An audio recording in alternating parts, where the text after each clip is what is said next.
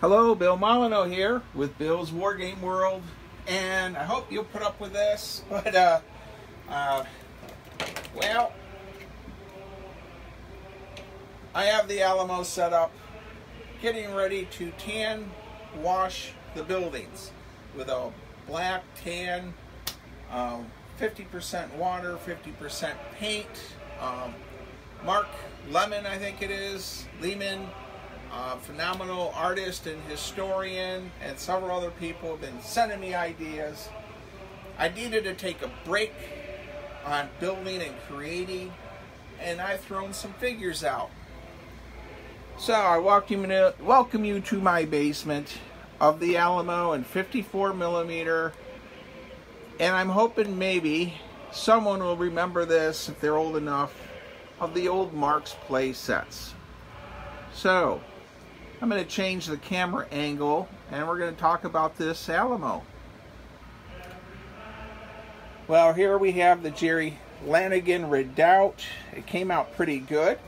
Now, of course, all these figures have not been painted yet. But Jerry Lanigan passed away. Our center redoubt is a Jerry Lanigan Redoubt. Alright, let's pause the camera and go around a little bit. Alright, this will be my cattle pen area. And, of course, you know, it's not perfect, but it is what it is. And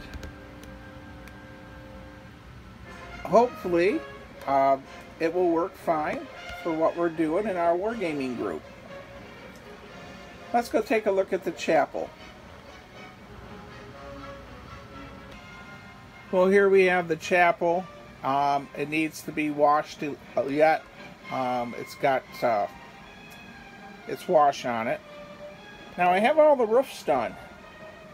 So here we have this one, and so you can go inside the buildings now, and I either put an ammunition box, crate, or a barrel, so every roof can be lifted up.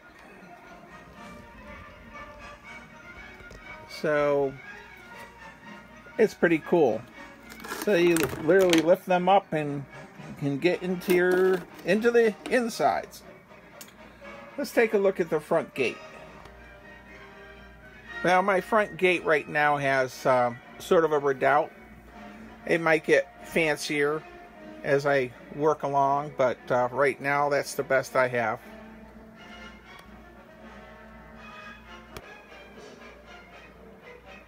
Well, I have this set up on a 5-foot wide table. Doing the measurements, 1 more foot, and then a little bit more, I could just about get away with the 6x10. I'm going to have to put it out in the yard. I have lots of tables, believe it or not, and figure out how I'll run this. Of course, figures haven't been painted. Derek's working on a ton of figures too. Let's go take a look at the 2-story barracks building. Or I guess it's the Travis's headquarters in the movie. Alright, so there's a lot to be done on this Alamo.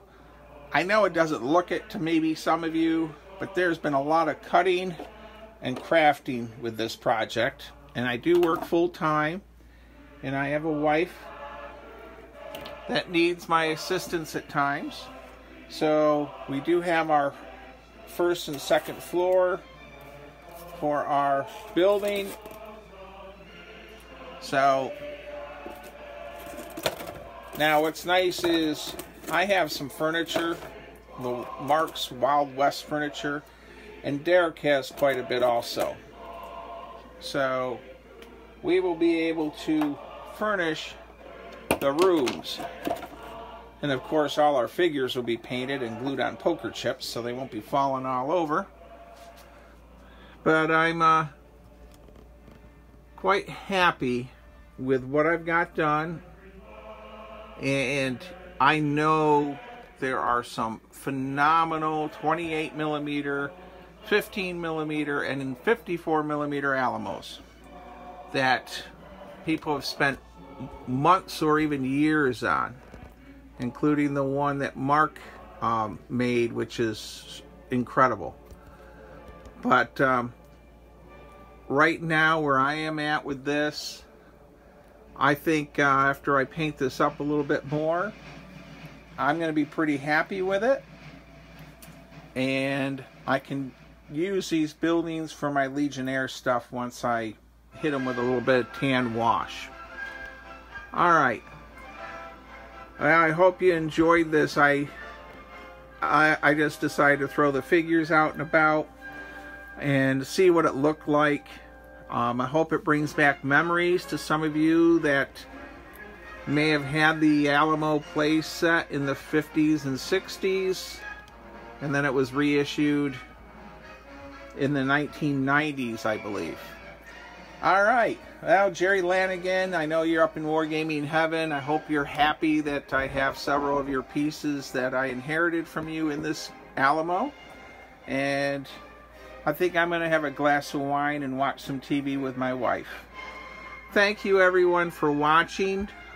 Jack in Arizona, I hope you like this. Jim O'Neill in Scotland, I don't know if the Alamo is big over there or not. And Lynn Otto, this will fit on your dining room table. Thank you, everyone. Stay safe, be kind, be courteous, and don't forget, we have the drawing this weekend. Thank you again, and please subscribe.